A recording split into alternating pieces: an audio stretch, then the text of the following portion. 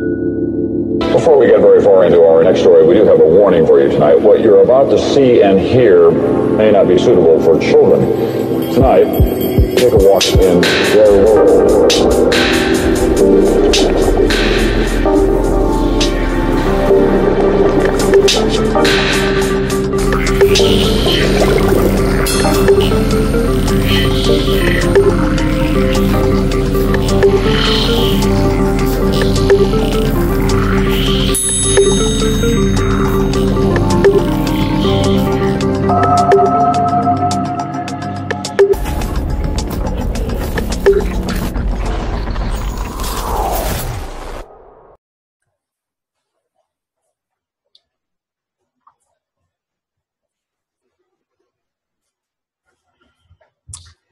Good morning, everyone, and welcome to Transpicuous News. I know it's been a while since I've done one of these recordings.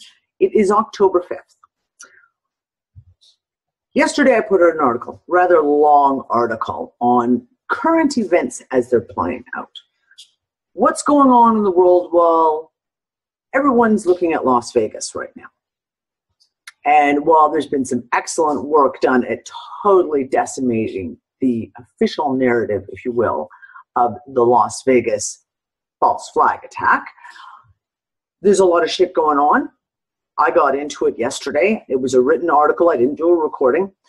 So I want to do a follow-up. I want to do a little follow-up because there's some interesting things going on here. Well, everyone's distracted. I don't know if you guys have been following this. We're going to start off with a financial piece, because this is where it all falls down to right now. Equifax. Now, if you don't know who Equifax are, they are a private company that owns and holds everyone's private information and gives you a credit score. Canada and the US. Now, if you don't know about the Equifax scandal, I'll give you the brief rundown. Basically, they got hacked. And let me say, this is not the first time. These guys have been hacked multiple times over the years.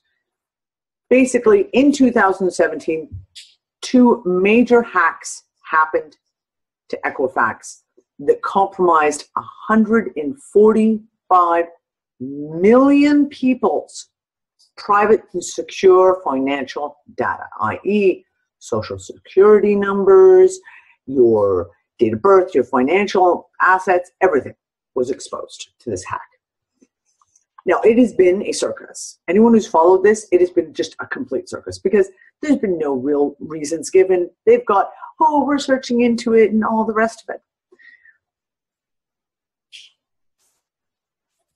Massive hack, massive data breach. This has been ongoing, like I said, especially since in September. And then this article comes out yesterday evening. And no, this is not the Onion. This is not an Onion article. The IRS just hired Equifax to safeguard taxpayers' data in the US. This is so beyond hysterical, beyond like jaw-dropping, that no one can comprehend how this decision could have been made.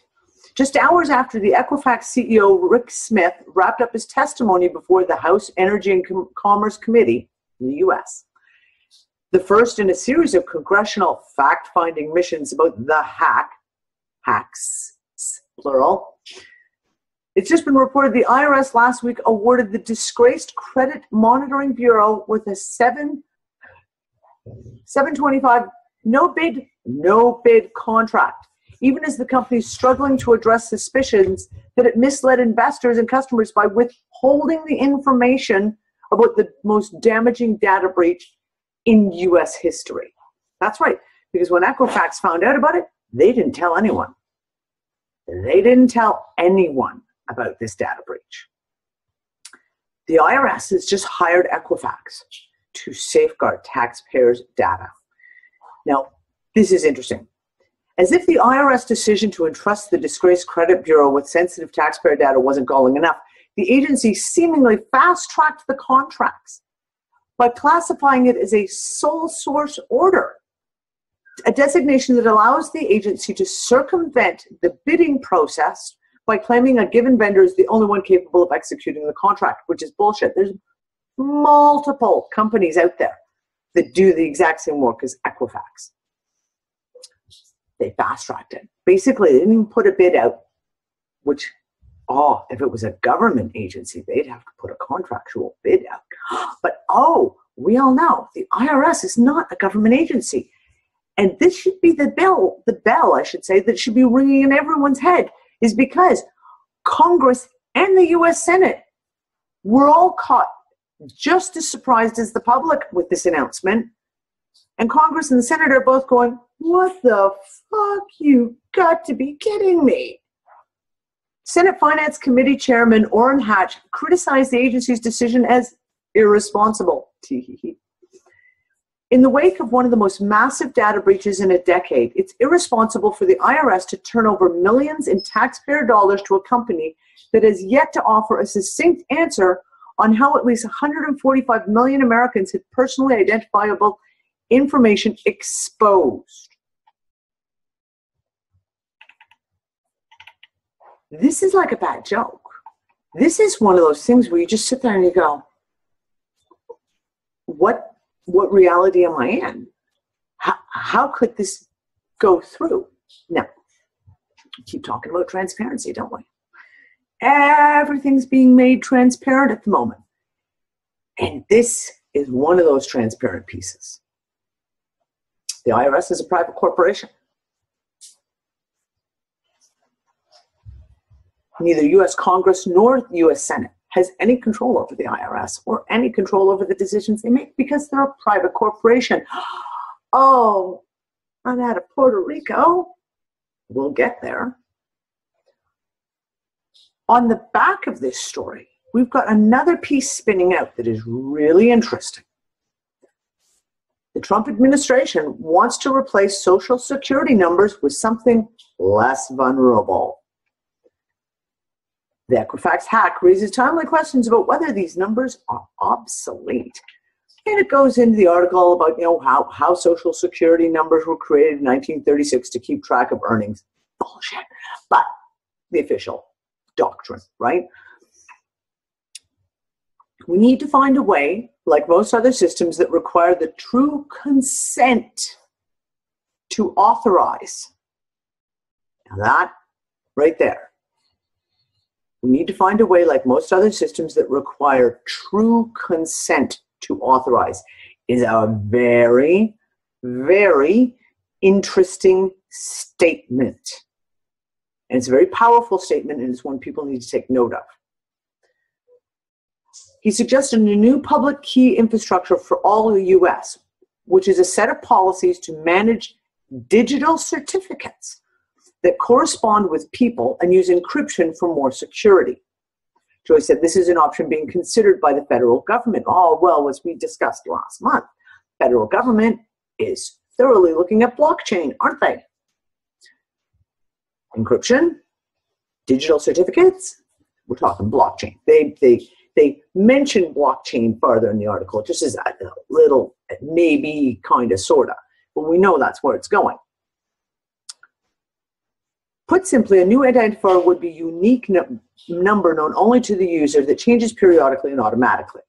Replacing the Social Security number could be layered with additional forms of security like biometric identification. Now, here is the interesting thing. Consent. The first thing that jumped out with me is the moment you you attach biometric security, i.e. a thumbprint, a retinal scan, facial identification, you are giving consent. The moment you give your thumbprint on anything, you are giving your consent. Are we looking at a little bit of the legal spin now? Let's face it. Social Security numbers over the last few months have come under a lot of scrutiny due to the Treasury direct funds. and people using those social security numbers to access the Treasury Direct funds, which opens up a huge can of worms. It opens up this huge question of, where did these funds come from? How did they get here? I did not consent to these. So you've got funds, everything locked up within the social security number as an identifier. And we have the word consent and the talk of biometric security. Like I said, the moment you give a thumbprint, retinal scan, facial, whatever you give permission for that is yours, you are giving consent. Now, there's a whole lot of laws going to be coming into play. Are these laws going to have all kinds of little sideline laws? Just like they do every time in the US, every time new laws get passed, it's the headline laws here, but they hide piles of shit underneath, which is why those things tend to be like Russian novels when they come out, these laws. There's a lot of interesting stuff. Now here, when a hacker steals someone's social security number, they have access to their accounts indefinitely. Today, 96% of top credit card issuers and 80% of the top 25 banks, take note, allow people to access an account if they have the correct social security number.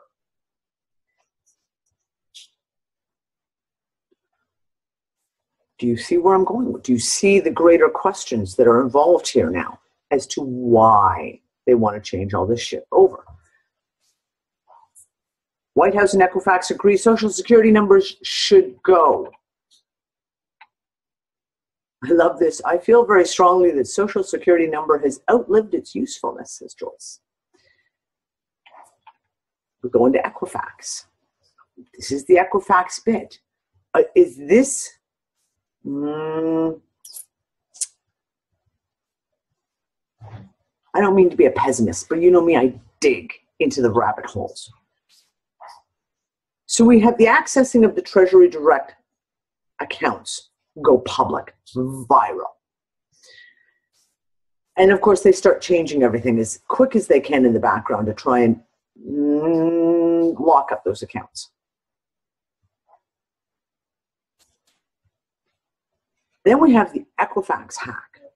All this data is released. Now we need to change. You need an excuse. You need to have a platform, a springboard to have an excuse as to why change must take place. The whole adage, if it ain't broke, don't fix it. So therefore you have to prove that it's broke in order to put new things into effect to fix them. The other question that comes up really strongly with this one, and it's a major piece that I think a lot of the people who've been investigating the Treasury Direct accounts, et cetera, with have missed. These accounts were set up under everyone's name, using their social security number, or whatever your name is nationally. Social insurance number is what it's called in Canada. Using your identity. Now these accounts get pulled up. They make millions, if not billions of dollars off your account. Your, air quotes, your account. And then all of these accounts are leveraged and derivatives are based off them. So let's hypothesize. What happens if, for example, the few people who are actually able to get into their Treasury Direct account and see numbers, i.e. the actual amount, total amount that was in that account. What happens if, in actual fact, that money is not there? Because someone has taken that fund and leveraged the hell out of it and created derivatives upon it, et cetera, et cetera. And now the money doesn't even exist anymore because it's been swallowed. Swallowed up by the whale. But now people are accessing it using their social insurance number. Wait a second. you kind of have a chicken and an egg situation here, or a catch-22, if you will. What is worse? People finding out that these accounts exist, or people finding out that these accounts exist and the money's gone because it's gone. Either way, you have to set up a new system to hide the fact that the money doesn't exist anymore, because none of the money exists anymore, i.e., this is what we keep talking about, financial failure, economic global failure around the world. The money doesn't exist anymore. It has been leveraged and derivatived, if you will, out of existence. So you need a new financial system.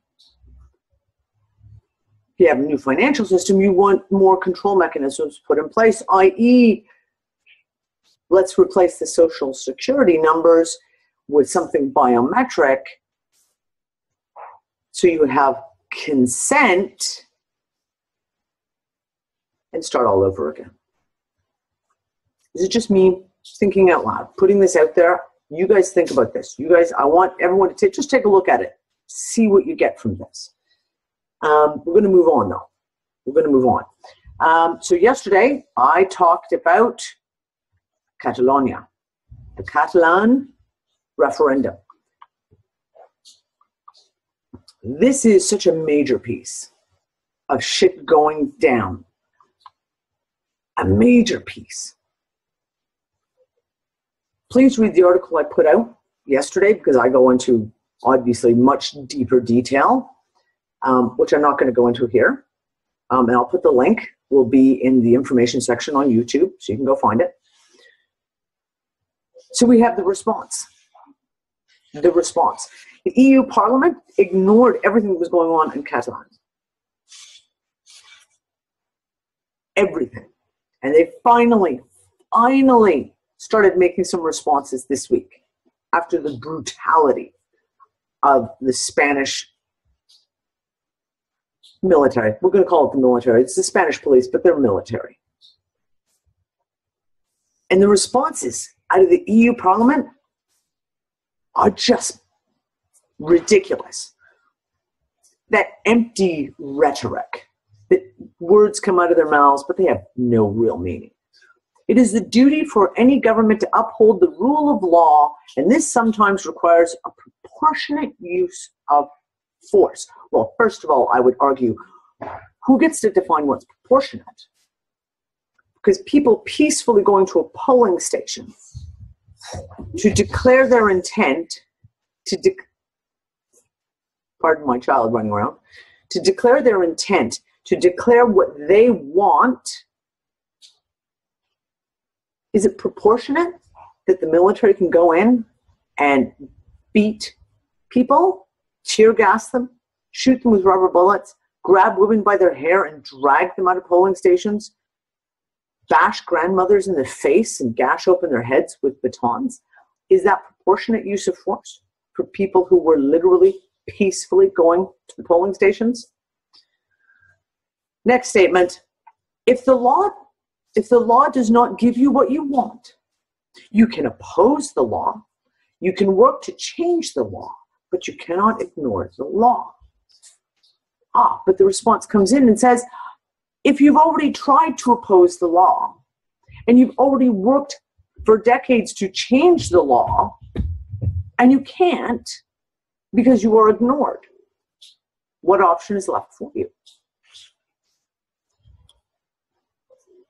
One can very much argue that constitutions and agreements and treaties that are signed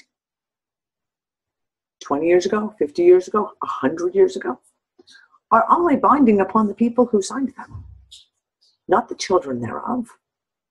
Are the people in Catalonia beholden to a contract that was signed basically bonding them? They have no outlet to be able to make a free choice as to whether they want to be part of Spain or not. Is that contract even legal?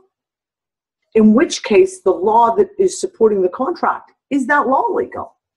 These are the questions that are coming up right now. These are the questions that are majorly majorly coming up right now.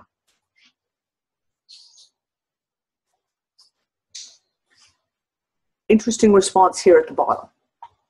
On Monday, the European Commission backed the Spanish government's stance that the referendum was against the law and called for the police crackdown on an internal matter for Spain. In other words, we're going to stand behind Spain, but we're also going to say it's your internal matter. We're not going to get involved. We're not going to support one way or the other. This led to accusations of hypocrisy voiced against the EU, with Serbian president, well, I'm not even going to try and say his last name, I'm sorry, saying, how come that in the case of Catalonia, the referendum on independence is not valid, while in the case of Kosovo, secession from Serbia in 2008 was allowed even without a referendum? Because it all depends on whether the powers that be want it or they don't.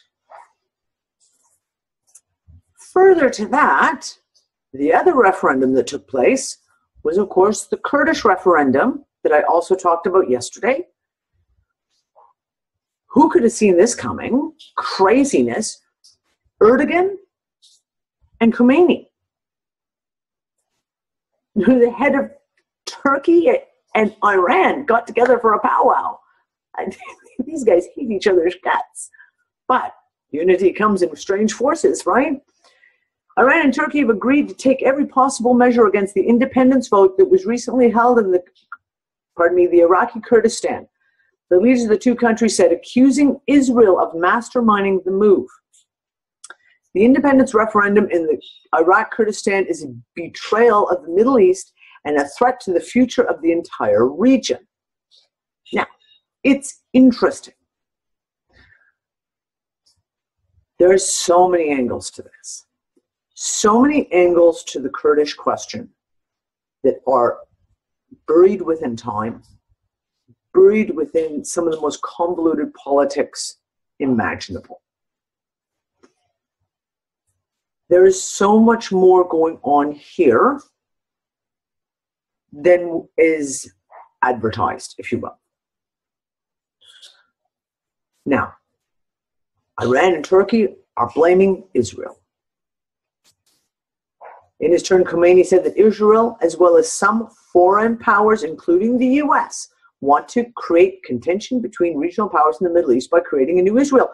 Well, this is fact. We know this. The US has done this.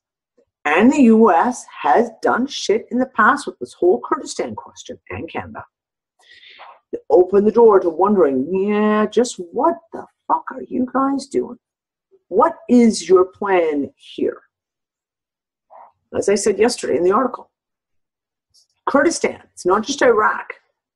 When you deal with Kurdistan and the Kurds, you're now dealing with Iraq, Syria, Turkey, Iran, and I believe Afghanistan as well. This is a far-reaching action.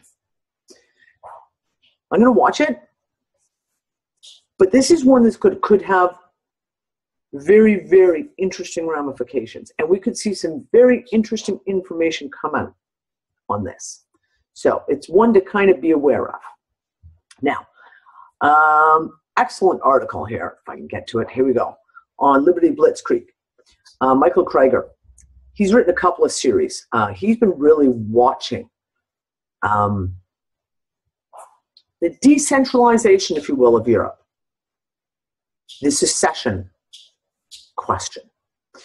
Will Brazil be the next hotspot for independence movements? Watching Catalonia, 3 southern states of Brazil, 3 affluent, financially stable southern states of Brazil are yet again kicking up the separatist movements. And in 2 days from now, they're going to have a public poll, just a public poll for the question of whether or not they wish to secede. He makes a really good point. He wrote an article back in September called "The Future Will Be Decentralized." Now, while I don't agree with all the various conclusive pieces he's talking here, he has a really good point in several areas. He's talking about the future will be decentralized. To conclude, I recognize that I'm making a huge call here. I think the way human beings organize their affairs will experience the most significant paradigm level shift we've seen in the Western world since the end of the European feudal system hundreds of years ago. And I agree.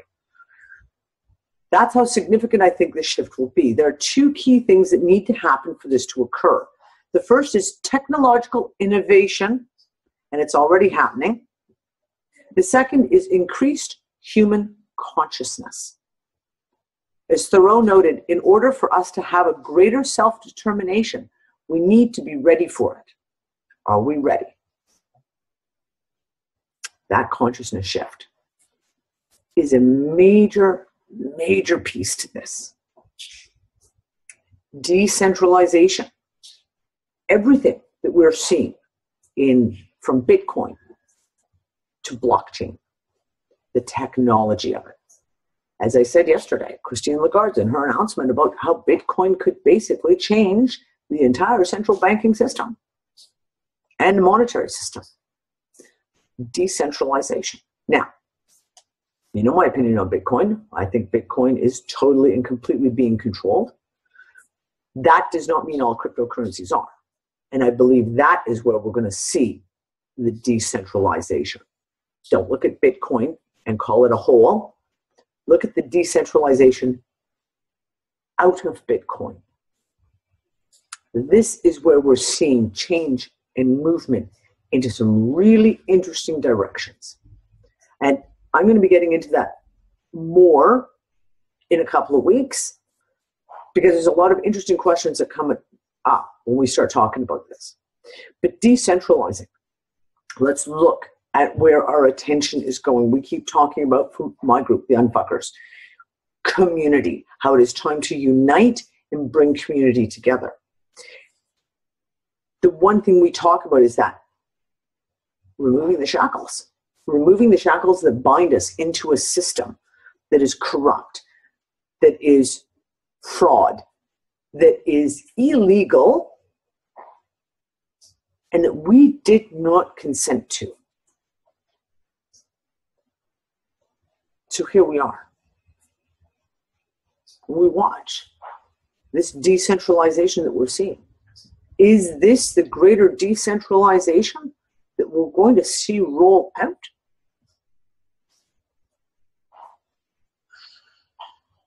Areas seceding from dominant corporations, i.e. the countries they are under the control of? Well, let's look at Texas. The whole Texas secession thing has been going on for a long time. That's a big question that just keeps coming into play. It's not just Europe. It's not just South America or Asia. Interesting shit's going on.